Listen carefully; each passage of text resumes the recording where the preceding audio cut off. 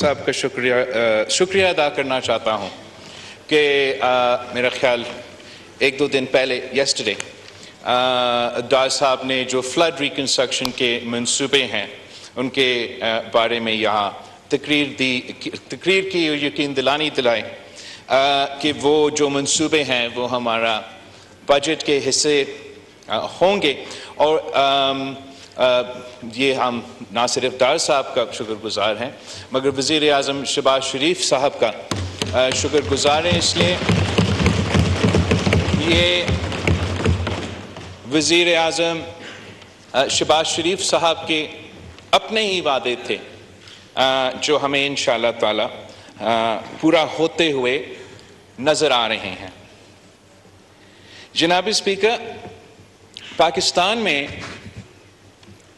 نوجوانوں کے لیے کھل کے بات کرنا جو ہے وہ کافی مشکل ہوتا ہے۔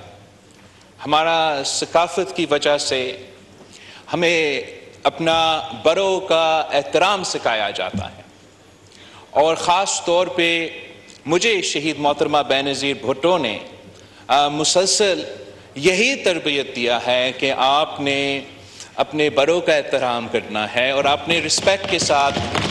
آپ کا جو کردار ہے وہ رسپیکٹفلی کرنا چاہتا ہوں۔ میرا پورا مسلسل یہی کوشش رہا ہے، چاہے میں اپوزیشن میں ہوں یا حکومت میں، ہمارا سیاست وہ گالم گلوچ والا سیاست نہیں ہے، ہمارا سیاست وہ کردار کشی کروانا سیاست نہیں ہے۔ Opposition for the opposition sakes کا سیاست نہ کل رہا ہے، نہ آج ہے، اور نہ ہی انشاءاللہ تعالی آگے جا کے ہمارا سیاست ہمیشہ وہ ایک پازیٹیو انداز میں میرا کوشش ہوگا کہ سیاست کیا جائے تاکہ ہم اس ملک کی جو مسائل ہیں ان کے حل کی طرف بھر سکیں، مگر ان مسائل کا حل نکالنے کے لیے وہ مسائل کا صحیح نشاندہی بھی ضروری ہے، اور صحیح نشان دہی کے لیے جو ہے آپ کو we have to be able to recognize the problems in order to address those problems. تو going back to my first point کہ نوجوانوں کے لیے کھل کے بات کرنا جو ہے وہ کافی مشکل ہوتا ہے، وہ خاص طور پہ اس صورت میں جہاں میرا اتحادی یہ باقی سب کے لیے تو ڈار صاحب ہے، یہ تو میرا انکل ڈار صاحب ہے، اور میں تو ڈار صاحب کو آج سے نہیں تو بچپن سے جانتا ہوں، اور شاید سب کو یہ نہ معلوم ہو مگر ڈار صاحب کا جو کردار ہے خاص طور پہ چارٹر آف ڈیموکریسی کی ابتدائی کے دنوں میں جب ڈار صاحب اور شہید محترمہ بینظیر بھٹو کی ملاقات دبئی میں ہوا تھا، اور وہاں یہ کنورسیشن ایک چارٹر ایک کوڈ آف کنڈکٹ سے شروع ہوتے ہوئے مکمل ہوا تھا in the 2006 charter of democracy, جس کی وجہ سے پھر ملک میں پولیٹیکل سٹیبلٹی آئے، اکنامک سٹیبلٹی آئے، ڈار صاحب سے کا بھی دلی بھی احترام ہے، اور ہمارا انکل ڈار صاحب ہے۔ ساتھ ساتھ میں اپنا پارٹی کا کو چیئرمین ہمارا صدر آصف زرداری صاحب ہیں، اور صدر زرداری صاحب کے بارے میں تو مشہور ہے کہ یاروں کا یار ہے، اور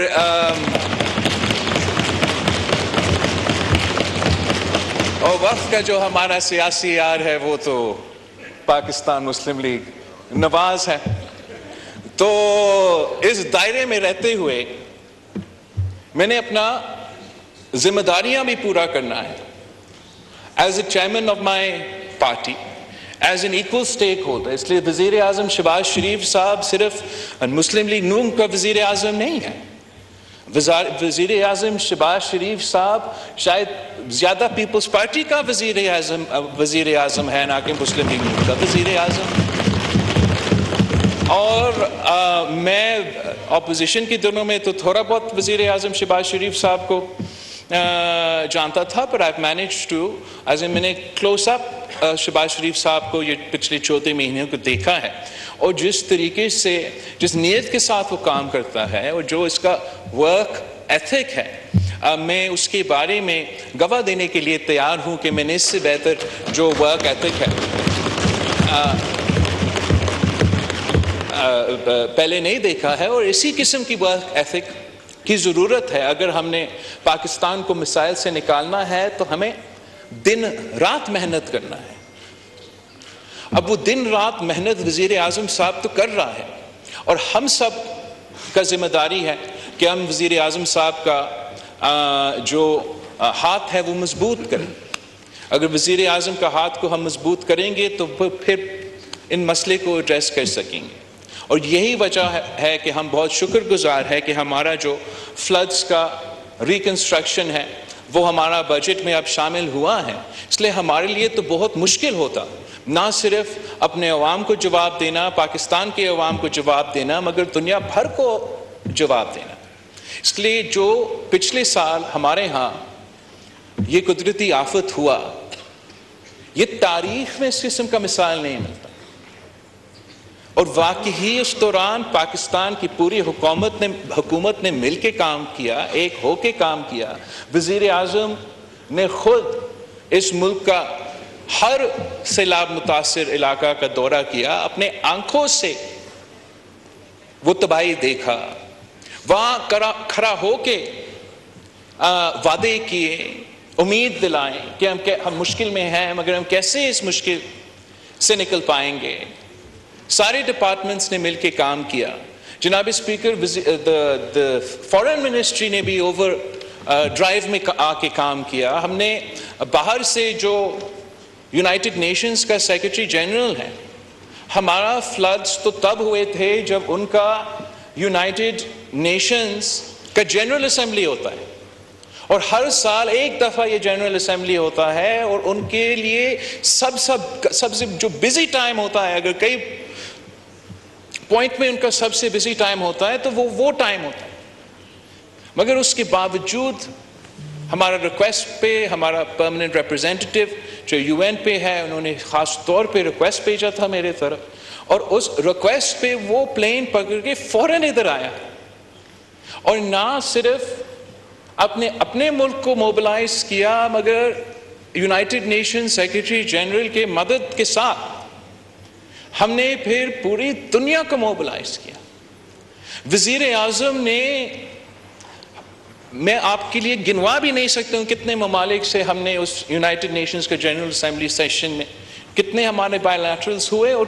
کتنا خوشائن بات تھا کہ دنیا اپنے مسائل کا مقابلہ کرنے کے باوجود، کہیں یوکرین کا جنگ ہو رہے ہیں کہ سب کا اپنے اپنے معاشی بحران ہیں، مگر اس کے باوجود پاکستان کو مدد کرنے کے لیے تیار تھے۔ اور ان ممالک کے ساتھ انگیج کر کے، یونائٹڈ نیشنز کے ساتھ انگیج کر کے،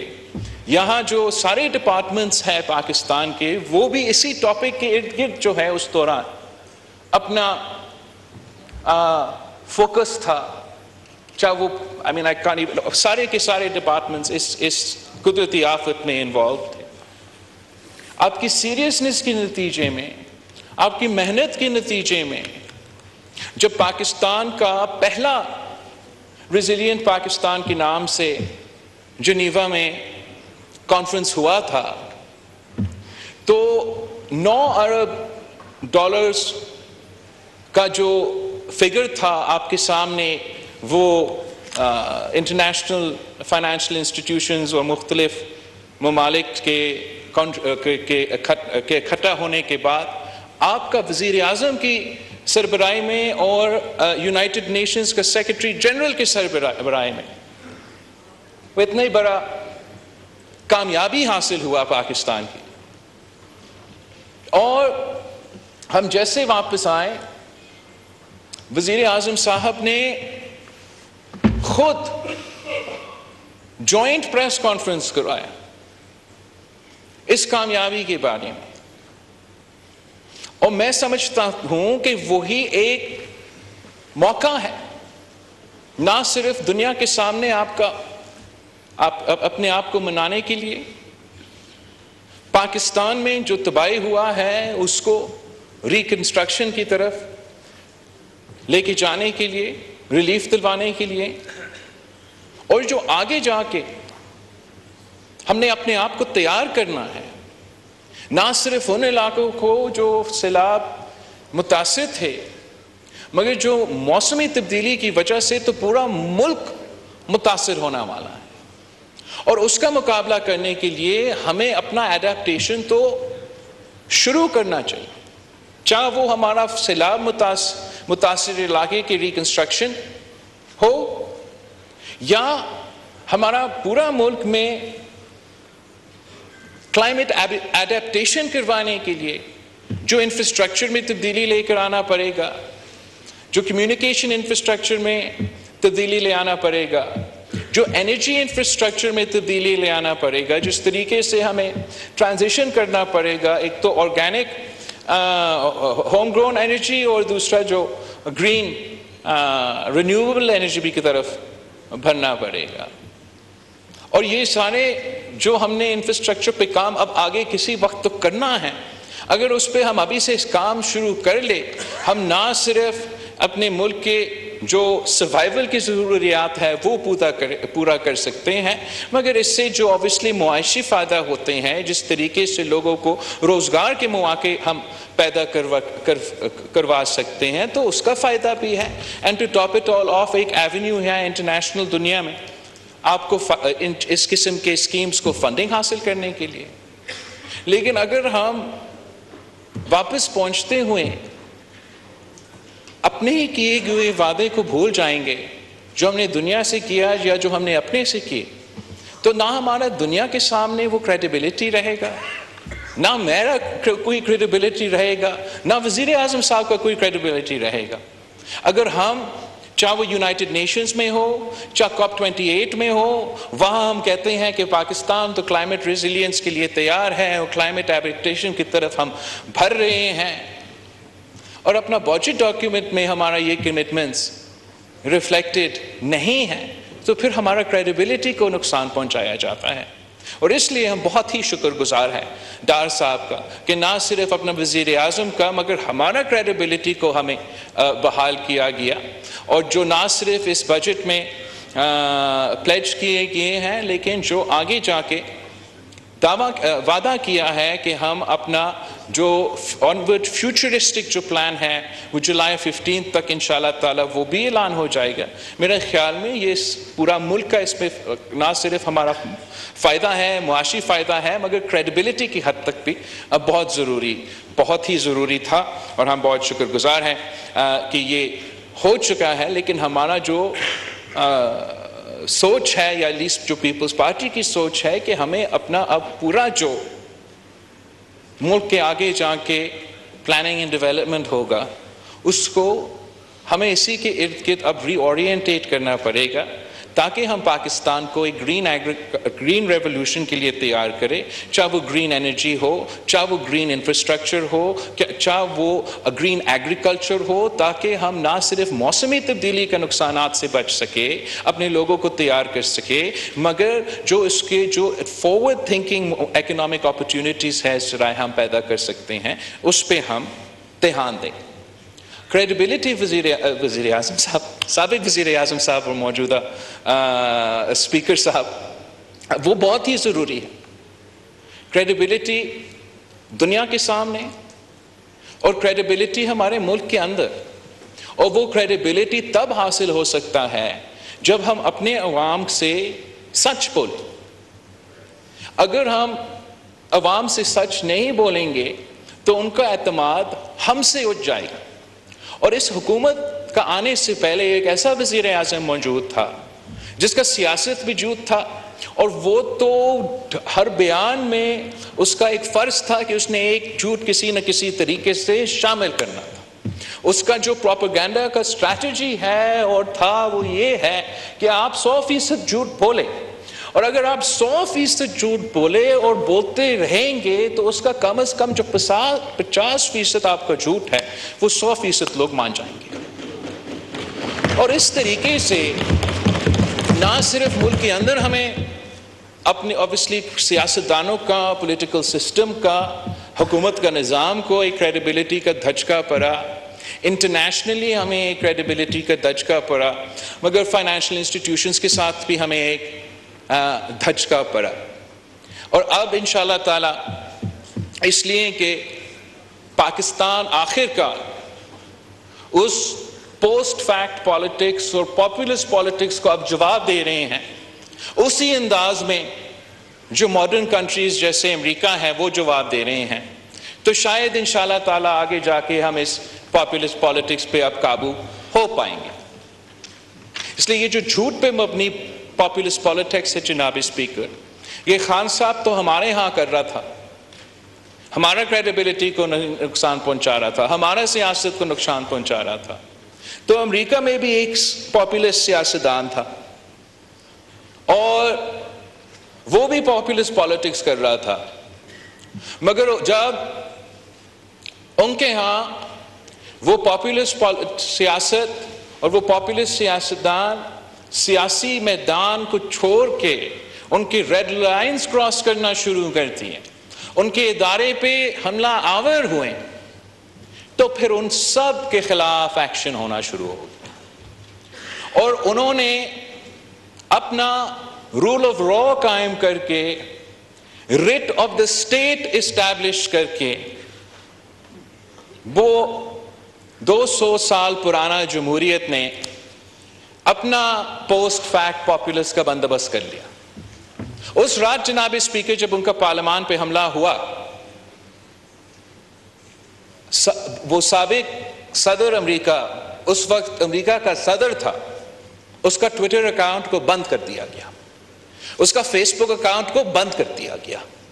وہ کسی بھی سوشل میڈیا پلیٹ فارم پہ اپنا رائے شیئر نہیں کر سکتا۔ سب سے بڑا جمہوریہ جب اپنا پارلیمان پہ حملہ کیا، جب ان کے کانگریس پہ حملہ کیا، ان کا ارادہ کیا تھا؟ وہ چاہ رہے تھے کہ ان کا جو اس وقت کا اسپیکر اور وہ سیشن کا جو سربراہ کر رہا تھا وہ ان کا الیکشن کا ووٹس گن رہے تھے الیکٹورل کالج، وہ چاہ رہے تھے کہ ان کا جو اس کرسی پہ بیٹھا تھا وائس پریزیڈنٹ، وہ ڈکلیئر کرے کہ اس الیکشن میں دھاندلی ہوا۔ وہ ان کا سازش تو ناکام رہا۔ ہمارے ہاں جو پاپولسٹ تھا اس نے بھی اسی قسم کا ایک اسٹریٹجی بنایا تھا، اس نے اپنا اسپیکر کو کہا تھا کہ آپ نہ گنو ان کا ووٹس، ان کو غدار ڈکلیئر کرے اور میرا عدم اعتماد کو ناکام کرا دے اور ہم الیکشنز کی طرف بھریں گے۔ ہمارا آئین تروایا گیا، ہمارا عدالت نے کہا کہ ہمارا آئین تروایا گیا، مگر ہم تو امریکہ سے زیادہ جمہوری لوگ ہیں جناب اسپیکر۔ ہم نے تو نہ اس کا ٹویٹر بند کر دیا، نہ اس کا فیس بک کا بند کر دیا، نہ ان لوگوں کے خلاف ایکشن لیے جنہوں نے ہمارا آئین توڑا، ہمارے ادارے پہ اس وقت حملہ کیا تھا۔ ہم نے تو بہت کچھ برداشت کیا۔ جو مئی 25 پہ آپ کا اسلام آباد پہ حملہ ہوا تھا، جو اسلام آباد کو جلایا گیا تھا، اور اس کا ٹائمنگ ایسا تھا کہ تب بھی وہ آپ کا IMF کے منصوبے کے خلاف سازش کر رہے تھے۔ وہ چاہ رہے تھے کہ اسلام آباد میں گراؤ جلاؤ ہو، ان کا وزیر خزانہ پنجاب، ان کا وزیر خزانہ پختونخوا اس سازش میں شامل تھے کہ ہم نے اسلام آباد کو جلانا ہے، IMF کو سابوتاژ کرنا ہے۔ تو وہ سازش تو ناکام ہوا، مگر میرا نہیں خیال میں اس سازش میں شامل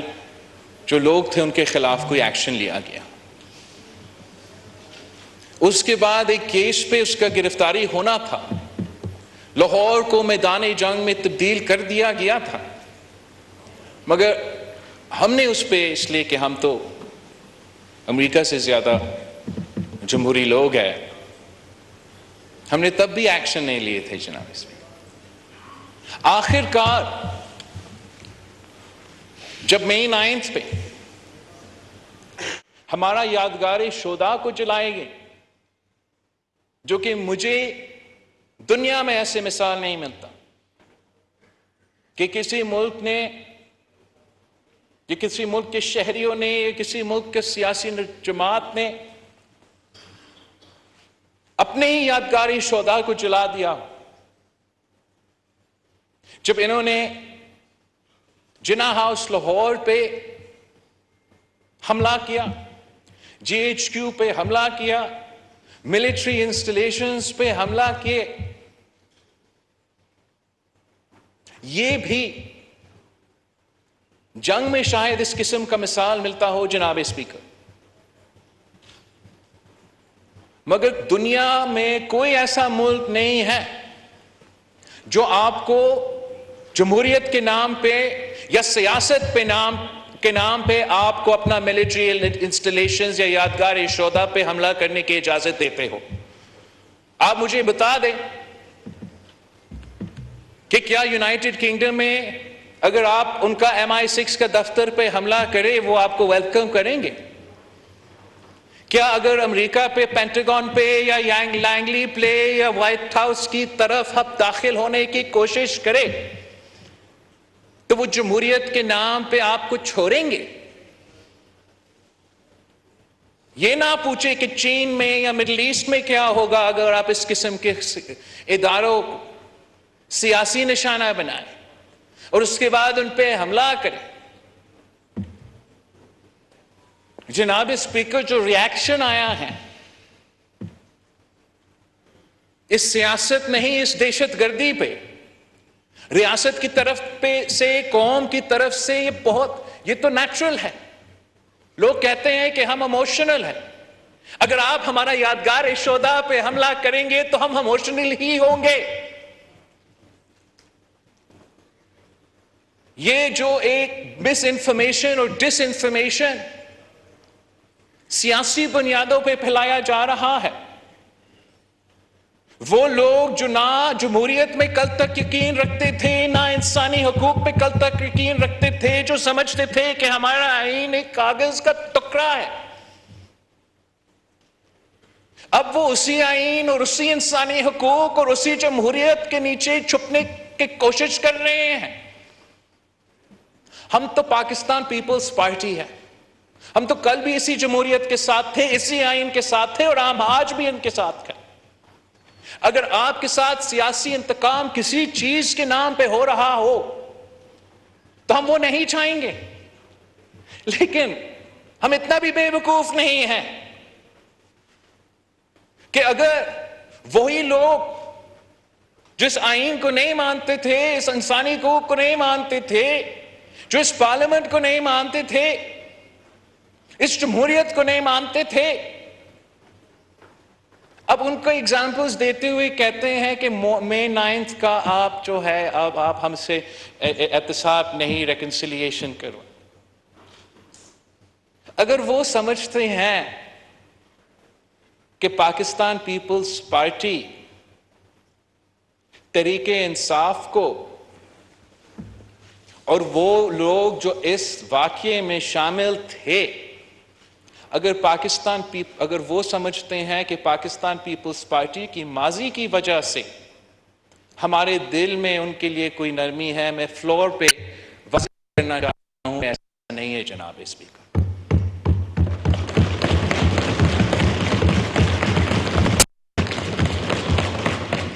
جہاں تک ملٹری کا سوال ہے جناب اسپیکر,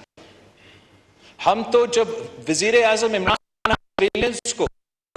پولیٹیکل وکٹمائزیشن کا نشانہ بنائے بناتے تھے تو تب ہم ان کے خلاف تھے. جب ملٹری کورٹس آئینی طور پہ بنے تھے دہشت گردی پہ فوکس کرنے کے لیے, مگر دہشت گردی کے فوکس کے بجائے وہ سیاسی فوکس ہونا شروع کر دیے تھے, تو ہم اس امینڈمنٹ کے خلاف ہو گئے. مگر اگر ملٹری انسٹالیشنز پہ حملہ ہوں گے, اگر یادگار شہداء پہ حملہ ہوں گے, اگر ان ادارے پہ حملے ہوں گے جس کو آپ کو قانونی طور پہ اتنا بھی اجازت نہیں ہے کہ آپ اس جگہ کا تصویر لو, اگر وہ قانون میں وہ, تو پاکستان پیپلز پارٹی پھر آپ کا دفاع کرنے کے لیے میدان میں نہیں اتر پائیں گے. ہم چاہتے ہیں کہ اس ملک میں جمہوریت چلے, مگر اس ملک میں صرف تب جمہوریت چل سکے گا, جمہوریت چلے مگر اس ملک میں صرف تب جمہوریت چل سکے گا جب سیاسی جماعتوں بن کے کام کریں, اگر سیاسی جماعتوں نے دہشت گردوں کے ٹیکٹکس اپنانا ہے تو پھر ہم سمجھتے ہیں کہ the rule of law should be, the writ of the state should be established. نہ میں لائر نہیں ہوں، مجھے نہیں پتا کہ کون سا وائلیشن پہ آفیشل سیکریٹس ایکٹ آ جاتا ہے، کون سا وائلیشن پہ ملٹری ایکٹ آ جاتا ہے، کون سا وائلیشن پہ اینٹی ٹیررزم ایکٹ آ جاتا ہے، وہ تو لائرز جانے اور کورٹس جانے. مگر میں اس چیز کا مزاحمت کرنا چاہ رہا ہوں، جو غیر جمہوری سیاستدان جو 30 سال غیر جمہوری سیاست کرتے آ رہے ہیں، صرف تب ان کو جمہوریت یاد آتی ہے جب وہ ہمارا جنا ہاؤس اور جی ایچ کیو پہ حملہ آور ہو چکے ہیں. I believe it's too little too late, Janab Speaker. It is the responsibility of the Parliament, of the government, of the judiciary especially, to establish the rule of law of Pakistan, to establish the writ of the state of Pakistan. ورنہ تو پھر آپ وہ تالا لگا دیں. اگر یہ اجازت مل جائے سیاسی جماعتوں کو کہ آپ اپنے کسی بھی جماعت کو یا کسی بھی گروپ کو کہ آپ اپنے ہی اداروں پہ اس قسم کے حملے کر سکتے ہیں اور قانون آپ کا نہیں پوچھا جائے گا، تو آپ پھر یہ ملک نہیں چل سکے گا. نہ ہمارا کریڈیبلٹی بحال ہوگا، نہ ہمارا پولیٹیکل سٹیبلٹی بحال ہوگا. اور اگر وہ پولیٹیکل سٹیبلٹی بحال نہیں ہوگا جناب اسپیکر، تو ہمارا اکنامک سٹیبلٹی یا اکنامک پراسپیرٹی جو ہے وہ تو بالکل ہی بحال نہیں ہو سکے گا. ہم سمجھتے ہیں جناب اسپیکر جہاں اپوزیشن کا کردار ہے، اپوزیشن کا ضرورت ہے، مہذب اپوزیشن کا ضرورت ہے، سیاسی اپوزیشن کا ضرورت ہے، جمہوری اپوزیشن کا ضرورت ہے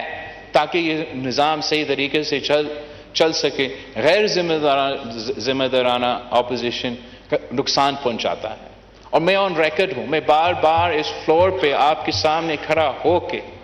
مئی 9 کے بعد 3-4 دفعہ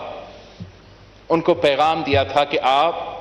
اپنا لا تعلقی کا اظہار کرے، مزاحمت کرے، معافی کرے. مگر اس لیے کہ ان کا قائد ضد پہ کھڑا ہوا ہے، اپنا انا کی وجہ سے اپنے پارٹی کو بند گھڑی میں دھکیل دیا گیا ہے، وہ نقصان تو اب وہ بھگتے. مگر ہم سب پہ ایک ذمہ داری بھی ہے، باقی سیاسی جماعتوں پہ ایک ذمہ داری ہے کہ ہم نے یہ انشور کرنا ہے کہ خان صاحب نے یہ جو بند گلی کا بندوبست کیا ہے اپنا جماعت کے لیے، اس بند گلی میں ہمارا پوری جمہوری نظام نہ دکھیلا جائے اور اس کا نقصان صرف ان تک محدود رہے جو غیر جمہوری پوسٹ فیکٹ پالیٹکس میں انگیج تھے. اور اس کا نقصان ہمارا چارٹر آف ڈیموکریسی کا جو کنسنسس ہے، جو ایک ہی راستہ ہے پولیٹیکل سٹیبلٹی کو بحال کرنے کے لیے، اس کا نقصان ہمارا پولیٹیکل سٹیبلٹی براڈر ڈیموکریٹک جو ہمارا سٹرکچر ہے اس پہ نہ. اور اس کے لیے ہم سب کو اپنا ذمہ داری ادا کرنا پڑے گا. ہمیں نہ صرف اکنامک سٹیبلٹی کا روڈ میپ پیش کرنا ہے مگر پولیٹیکل سٹیبلٹی کا بھی روڈ میپ پیش کرنا ہے. اور اس پولیٹیکل سٹیبلٹی کا روڈ میپ پیش کرنے کے لیے ہمیں ایک بیر منیمم کنسنسس نہ صرف اتحادی جماعتوں میں سے مگر جو اپوزیشن کے جو ریکنسائلبل سیاستدان ہیں ان میں سے بھی ایک بیر منیمم پولیٹیکل کنسنسس اسٹیبلش کرنا ضروری ہے. الیکشن کا جو روڈ میپ ہے وہ قوم کے سامنے لے کر آنا ضروری ہے تاکہ ہم سب مل کے نہ صرف اپنا حصہ ڈال سکتے ہیں مگر اس ملک کو اگر ہم نے پولیٹیکل سٹیبلٹی کی طرف لے کے جانا ہے تو جو بھی آگے جا کے نظام ہوگا، جو بھی اس کا میک اپ ہوگا، اس میں ایک ذمہ دار رول ہے حکومت کا، ایک ذمہ دار رول ہے اپوزیشن کا، ایک ذمہ دار رول ہے باقی اداروں کا. اور جب تک ہم اس تقسیم کو ایڈریس نہیں کرتے ہیں، جو ہمارا سیاست کو تقسیم کروایا گیا ہے، جو ہمارے باقی ادارے کو بھی تقسیم کروایا گیا ہے، جب تک ہم اس کو ایڈریس نہیں کرتے ہیں یا کوشش نہیں کرتے ہیں کہ ان کو ایڈریس کیا جائے تو پھر ہمارے لیے وہ پولیٹیکل سٹیبلٹی قائم کرنا بہت ہی مشکل ہوگا. یہی میں آپ کے سامنے آج رکھوں گا جناب اسپیکر، اس لیے دیر ہو چکے ہیں. آخر پوائنٹ جو میں واضح کرنا چاہ رہا ہوں کہ ہم جہاں ہم پالیسی پوائنٹس پہ ہمارے اختلافات ہو سکتے ہیں. سیاسی شاید ایک نظریہ کسی ایک چیز پہ کسی ہمارے جماعت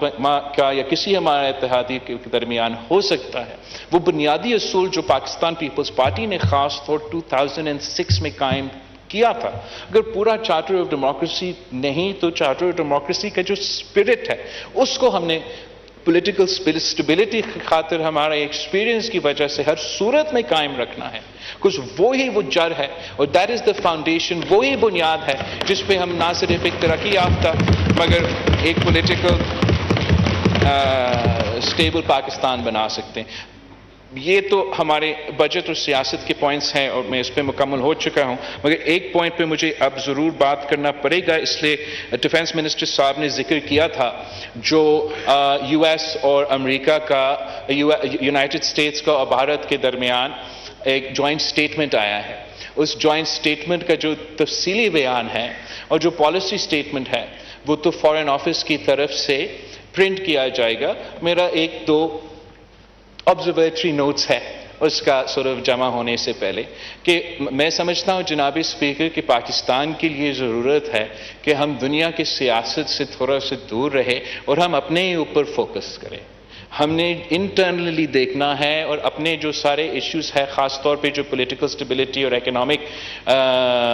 مسئلے کے جو ایشوز جس کا میں نے نشاندہی کیا ہے، ان کو ہم نے ضرور پہلے ان کو درست کرنا پڑے گا. پھر ہم دنیا بھر میں اپنے جو انٹرنیشنل ٹارگٹس ہے وہ اس طریقے سے حاصل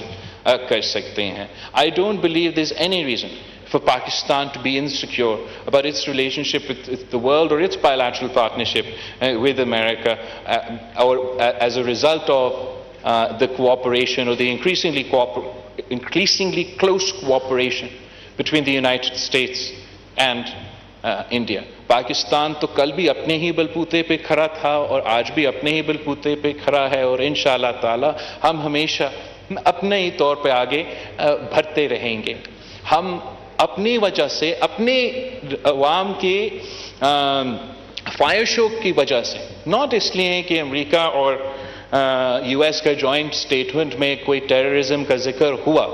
تو یہ وجہ ہے کہ پاکستان کوئی ایکشن لے گا. جناب اسپیکر، ہم پاکستان اس دہشت گردی کا جو جنگ ہوا ہے اس کا سب سے زیادہ متاثر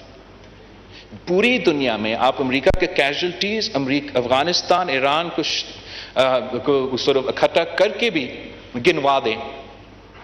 آپ بھارت کے سارے جو دہشت گردی کے متاثرین ہیں ان کو آپ جمع کر دیں